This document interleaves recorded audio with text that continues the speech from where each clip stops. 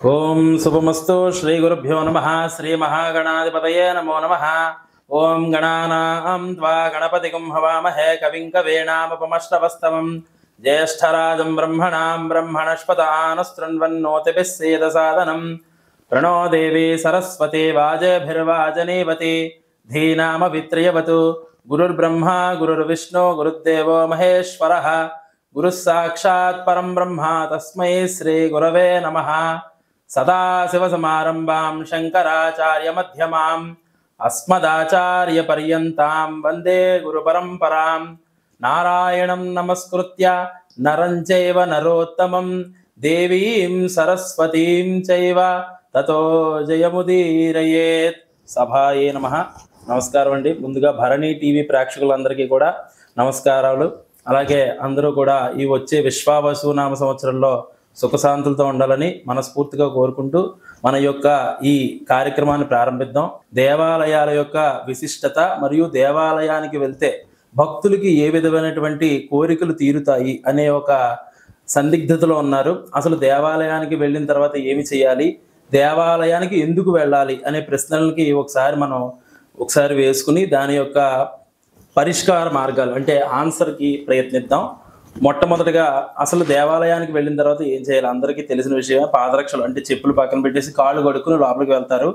దానికి కారణం ఏమిటంటే దేవాలయానికి ఎప్పుడూ కూడా పైన ఉన్నటువంటి శక్తి క్షేత్రాలు అంటే మనం ఒక సెల్ ఫోన్లో ఒక చిన్న మెమరీ కార్డులో కానీ ఆ సిమ్ కార్డులో కానీ రాగిది వాడతామండి. అటువంటి రాగి అంటే ఒక చిన్న రాగి అణువంత వాడితేనే దీనికి అంత శక్తి ఉన్నప్పుడు ఒక పెద్ద యంత్రాలు అంటే ఒక 9x9 సైజ్ అన్నటువంటి పెద్ద యంత్రాలని మండలం రోజులు అంటే 41 రోజులు, మండలం అంటే 40 రోజులు అండి, 0 ఉండకూడదని 41 పెడతారు. 41 రోజులు పూజించి అర్చించి ఆ యొక్క శక్తిని అంటే ఆ యొక్క బీజాక్షరాలతో ఉన్నటువంటి ఆ శక్తి క్షేత్రమైనటువంటి మంత్రాలని బీజాక్షరాల మంత్రాలని ఎప్పుడైతే ఈ నీటి శక్తితో కలిపి ఆ యొక్క యంత్రం మీద వదిలిపెట్టి ఆ యంత్రాన్ని దేవత కింద ప్రతిష్ఠింపజేస్తారో ఆ యంత్రానికి అనేక వేల రెట్ల శక్తి వస్తుంది. ఆ శక్తి ఆ దేవాలయం చుట్టూ కూడా ప్రసరిస్తూ ఉంటుందన్నమాట. అందుకని ఎప్పుడైతే మనం ఉత్తి పాదాలతో ఆ దేవాలయ పరిసర ప్రాంగణాల్లో నడిచినప్పుడు ఆ శక్తి క్షేత్రాలైనటువంటి ఆ తరంగాలు మనలోకి కాలి ద్వారా ప్రవేశించి మనలో ఒక రకమైనటువంటి పాజిటివ్ రియాక్షన్ వస్తుందని దానికి కారణంగా చెప్తారనమాట అండి. అందుకే సాక్స్ కూడా వేసుకోకుండా దేవాలయంలోకి రమ్మని చెప్తారు. దానికి కారణం అదేనండి. అలాగే దేవాలయాలకు వెళ్ళిన తర్వాత చాలామంది ఘంటానాదం చేస్తారు, కొంతమంది చేయరు. ఘంటానాదం ఎందుకు చేయాలంటే అగమార్థంతు దేవానాం గమనార్థంతు రాక్షసాం కురు ఘంటారవం తత్ర దేవతాహ్వాన లాంఛనం అంటే అగమార్థంతు దేవానాం గమనార్థంతు రాక్షసాం అంటే ఎప్పుడు కూడా రాక్షసులు అందరూ కూడా దేవాలయాల వెనకాల భాగంలో ఉంటారట. అందుకే దేవాలయం అంటే శివాలయం ఎప్పుడైతే శివాలయం వెనకాల వైపు ఎప్పుడు ముట్టుకోకూడదు అనమాట. ఎందుకంటే శివుడు భూతనాథుడు కాబట్టి ఆ యొక్క రాక్షసులందరినీ ఆయన ముందుకి రానివ్వకుండా ఆయన శక్తితో ఆయన మాట వింటారు కాబట్టి ఆయన శక్తితో శివాలయం వెనకాల ఆపు చేస్తారనమాట ఆ రాక్షసులందరినీ. ఆ రాక్షసులు ఏ విధంగా ఉంటారంటే మనం చేసిన పాపకర్మలే. ఎప్పుడైతే ఒక పాపం చేసిన వ్యక్తి ఒక దేవాలయానికి వెళ్ళి ఆ యొక్క పాపాన్ని నివృత్తి చేసుకోవడానికి మనస్ఫూర్తిగా చిత్తశుద్ధితో బాధపడతాడో ఆ యొక్క పాపం నివృత్తి అవుతుంది. ఆ నివృత్తి అయిన పాపం ఆ దేవాలయం వెనకాల ఆ యొక్క ప్రదేశంలో ఉంటుందన్నమాట. అందుకే శివాలయంలో వెనకాల వైపు ఎవరిని ముట్టుకోవద్దని చెప్తారు. దానికి కారణం అదే.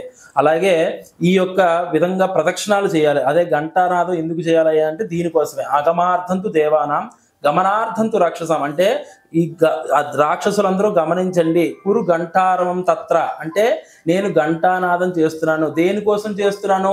తత్ర దేవతాహ్వాన లాంఛనం దేవుడిని ఆహ్వానిస్తున్నాను ఇక్కడికి.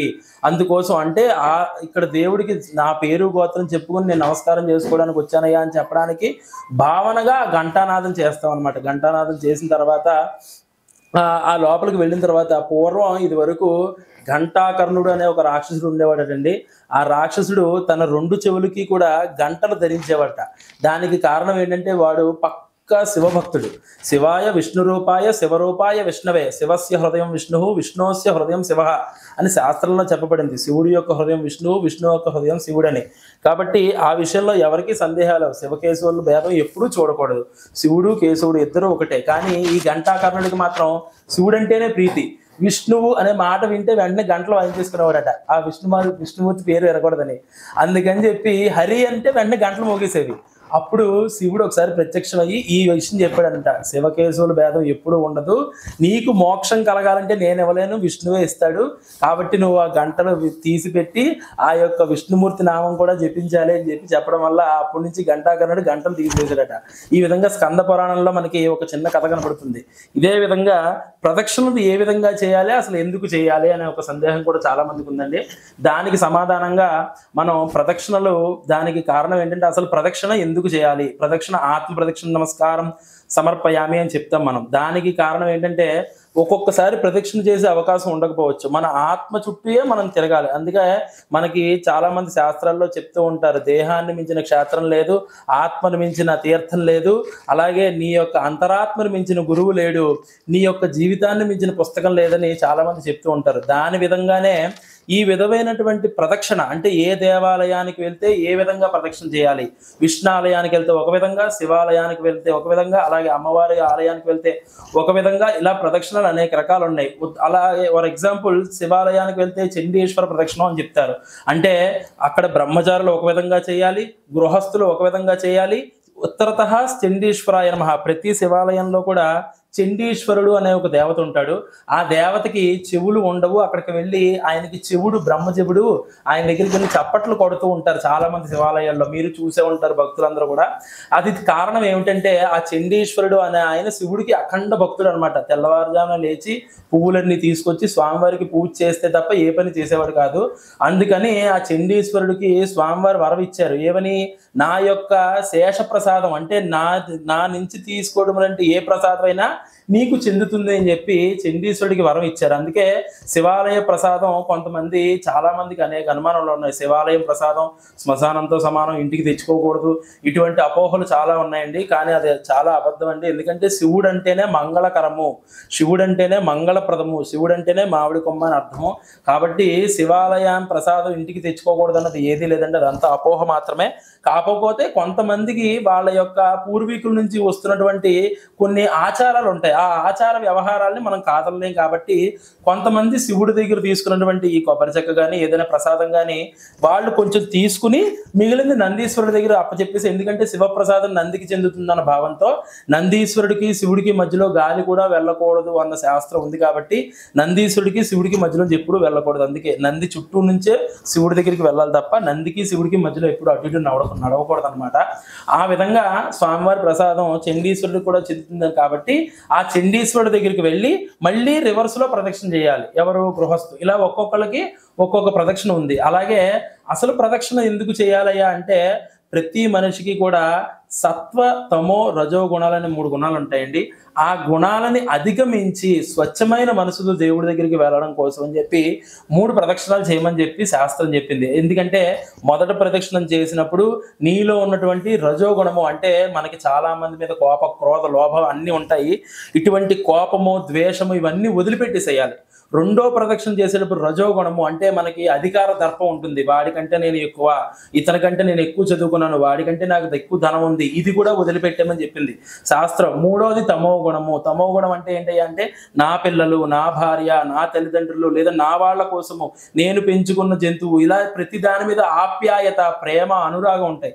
వీటిని కూడా వదిలిపెట్టేసి లాస్ట్ స్టేజ్కి, అంటే బ్రహ్మతత్వం పొందాలి నువ్వు అనే ఉద్దేశంతో ప్రదక్షిణ చేయమని చెప్పారండి. కానీ చాలా మంది ఇప్పుడు 5 ప్రదక్షిణలు చేయాలా, 3 ప్రదక్షిణలు చేయాలా, 19 ప్రదక్షిణలు చేయాలా, 27 చేయాలా, 54 చేయాలా, 108 చేయాలా, ఇది ఆలోచిస్తున్నారు. కానీ మనలో ఉన్నటువంటి కామ క్రోధ లోభ మోహ మదమాత్సర్యాలనే శత్రువుల్ని ఎవరు కూడా జయించడానికి ప్రయత్నించట్లేదు. న్యాయంగా అయితే ప్రదక్షిణ చేయవలసిన ఆవశ్యకత, ప్రదక్షిణ చేయాల్సిన విధానం ఇదనమాట అండి. తరువాత విషయానికి వస్తే, అసలు ధ్వజస్తంభము అనేది ప్రతి దేవాలయంలో ఎందుకు ఉంటుంది, దానికి కారణం ఏమిటంటే, ప్రతి దేవతకి కూడా మీకు ఇందాకే చెప్పడం జరిగింది, ఒక శక్తి క్షేత్రమైనటువంటి ఒక యంత్రాన్ని ఆ దేవత కింద ఉంచుతారనమాట.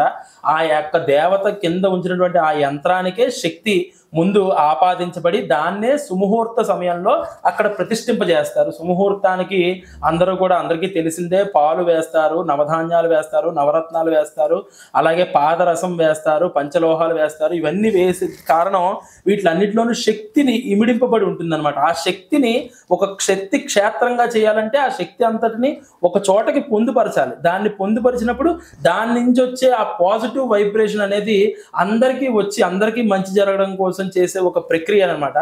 ఈ విధంగా ఒక ఎక్కడో ఉన్నటువంటి ఒక శిలని తీసుకొచ్చి దాన్ని మిషన్తో కానీ ఒక శిల్పి తన యొక్క సుత్తితో కానీ శానంతో కానీ ఉలితో కానీ ఉలి దెబ్బలు అనే విధాలు తగిలితేనే అది విగ్రహం అవుతుంది.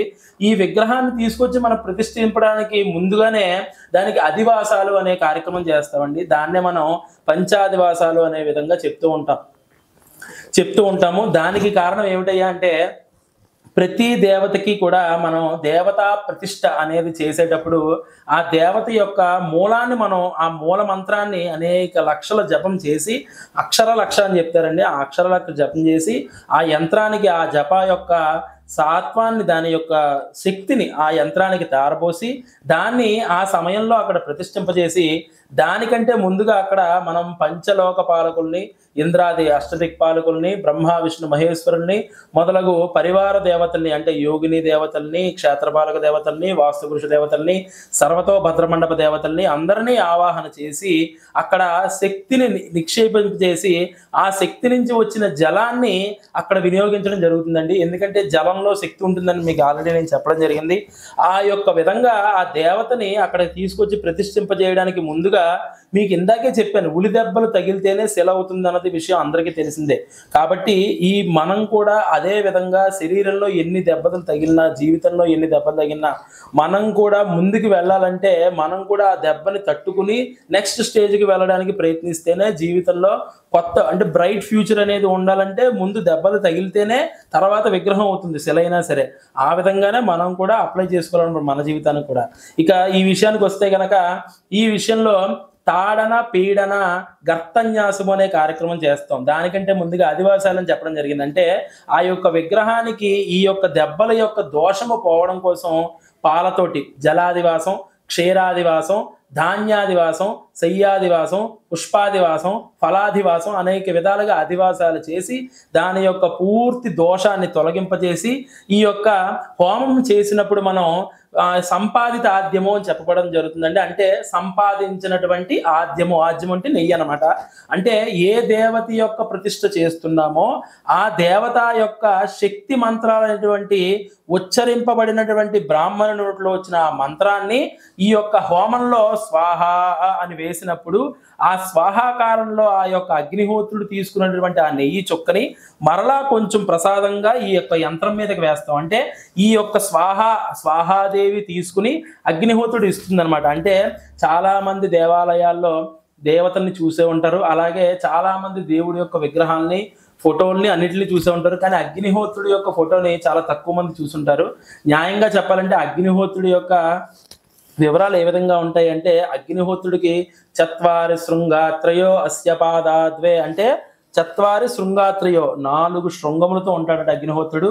ద్విశీర్షే అంటే 2 తలలతో ఉంటారట. అలాగే సప్తహస్తాసో అస్య అంటే 7 చేతులతోటి, సప్తజిహ్వా 7 నాలుకలతోటి, 4 చేతులతోటి ఉంటారట స్వామివారు. మేక వాహనం మీద ఆసీనులై స్వాహాంతు దక్షిణే పార్శ్వే దేవీం వామే స్వధాంతదా అంటే దక్షిణంలో స్వాహాదేవి, ఉత్తరంలో స్వధాదేవి కూర్చుని ఆ స్వామివారి యొక్క కార్యక్రమాల గురించి అంటే ఇప్పుడు మనం ఏదైనా కార్యక్రమం చేసుకున్నప్పుడు శుభకార్యాలకైతే స్వాహాదేవిని పిలుస్తాం, అలాగే పితృదేవతల కార్యక్రమాలకైతే స్వధాదేవిని పిలుస్తాం.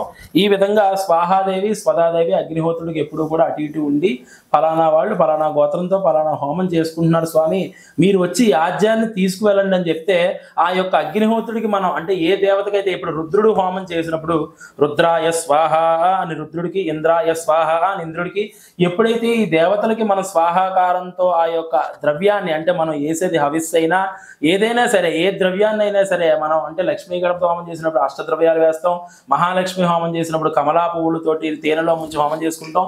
ద్రవ్యం ఏదైనా సరే ఏ దేవతకి మనం హోమం చేసినా ఆ యొక్క శక్తిని ఆ అగ్నిహోత్రుడు తీసుకువెళ్ళి ఆ దేవతలకు ఇస్తాడు. మనకి ప్రసాదంగా అందులో ఉన్నటువంటి బూడిద మనం బొట్టు పెట్టుకోవడం జరుగుతూ ఉంటుంది. ఈ విధంగా స్వాహాదేవి అంటే అక్కడి నుంచి వచ్చినటువంటి ఆ సంపాదిత ఆద్యంతో తీసుకోబడినటువంటి ఆ యంత్రం మీద ఆ సంపాదిత ఆద్యం అంటే మీకు ఇందాకే చెప్పాను ఆ నెయ్యిని వేసి ఆ నెయ్యితోటే స్వామివారిని అంటే ఏ దేవతా విగ్రహం అయితే మనం ప్రతిష్ఠింపజేస్తామో ఆ దేవతకి రాయడం జరుగుతుందన్నమాట. ఎప్పుడైతే దేవతా విగ్రహాన్ని మనం అక్కడ ప్రతిష్ఠింపజేసినప్పుడు కర్తన్యాసం చేస్తాము. అంటే కళ ఆవాహనలు ఉంటాయండి, మనకి 64 కళలు ఉన్నాయని అందరికీ తెలుసు. ఆ కళలని మంత్రపూర్వకంగా ఆ యొక్క విగ్రహంలోకి ఒక యజ్ఞోపవీత యొక్క శక్తితోటి అంటే గాయత్రీదేవి శక్తితోటి బరిహస్సు అంటారండి. అంటే స్వామివారికి కార్యక్రమాలకి వాడుతూ ఉంటారు. మన కార్యక్రమాలకి హోమాలకి అన్నిటికీ వాడుతూ ఉంటారు. పితృదేవతల కార్యక్రమాలకి దర్భతోటి స్వామివారి యొక్క మూల మంత్రాలతోటి ఈ కళలన్నింటినీ కూడా ఆ విగ్రహంలోకి ఆవాహన చేస్తారనమాట. ఇలా ఆవాహన చేసిన ఆ విగ్రహానికి ఎప్పుడైతే మైనం కళ్ళకి ఉన్న మైనాన్ని తీసి ఎదురుకుండా కుంభము అంటే పెద్ద అన్న రాశిని పోసి దాని మీద ఒక దీపాన్ని పెట్టి ముందుగా గోమాతను, ఎందుకంటే గోమాత 33 కోటి దేవతా స్వరూపం అని చెప్తారు కదండి. మనకి 33 కోటి దేవతలు అని చాలా మంది చెప్తూ ఉంటారు. దాని అర్థం ఏమిటంటే 33 కోటి, కోటి అంటే ఒకటి కంటే ఎక్కువ అని అర్థం. అంటే ఒకటి ఉన్న కోటే 100 కోట్లు ఉన్న కోటి అని అర్థం అనమాట. కాబట్టి ఏకాదశ రుద్రులు, అష్ట వసువులు, 2 అశ్విని కుమారులు, 12 ఆదిత్యులు అంటే 12 ఆదిత్యులు, ఏకాదశ రుద్రులు, అష్ట వసువులు, 2 అశ్విని కుమారులు ఈ సంఖ్య అంతా కలిపితే 33 అవుతుంది అనమాట. మీరు శివుడు అనండి, విష్ణువు అనండి, పెద్దమ్మ తల్లి అనండి, గ్రామదేవత అనండి, ఏ దేవత అయినా సరే ఈ 33 కోటి అంటే ఈ 33 దేవతల్లోకే వస్తారు. ఏ విధంగా వస్తారయ్యా అని మీరు అడిగితే మనమే ప్రశ్న వేసుకోవచ్చు. ఇప్పుడు మన తండ్రి గారు ఉన్నారనుకోండి, మనకి తండ్రి అవుతారు. మన భార్యకి ఏమవుతారు? మామగారు అవుతారు. మన కొడుకుకి ఏమవుతారు? తాతగారు అవుతారు. వాళ్ళ తండ్రికి ఏమవుతారు? ఆయనే కొడుకు అవుతారు. అంటే వ్యక్తి ఒకడే. తన అంశని ఏ విధంగా అయితే మార్చాడో దేవతలు కూడా ఒక్కొక్క ప్రదేశంలో ఒక్కొక్క అంశ కింద, అంటే ఇప్పుడు శ్రీశైలం వెళ్తే భ్రమరాంబ సమేత మల్లికార్జున స్వామిగా ఉంటారు. అదే రాజమండ్రికి వెళ్తే ఉమా మార్కండేశ్వర స్వామిగా ఉంటారు. ఎక్కడైనా అదే శివుడు, కానీ తన అంశని మారుస్తూ ఉంటారు అనమాట. అదే విధంగా ఈ దేవతా శక్తిని ఆ యొక్క ప్రాంతం అంతా ప్రసరింపజేసి ఆ యొక్క దేవాలయంలో ఉన్నటువంటి అంటే భక్తులు వచ్చే భక్తులందరికీ కూడా మంచి పాజిటివ్ వైబ్రేషన్స్, వాళ్ళ జీవితంలో మంచి జరగడం కోసం ప్రయత్నించే ఒక ప్రక్రియ, ఒక శక్తి క్షేత్రమే దేవాలయం అని చెప్పవచ్చు అన్నమాట.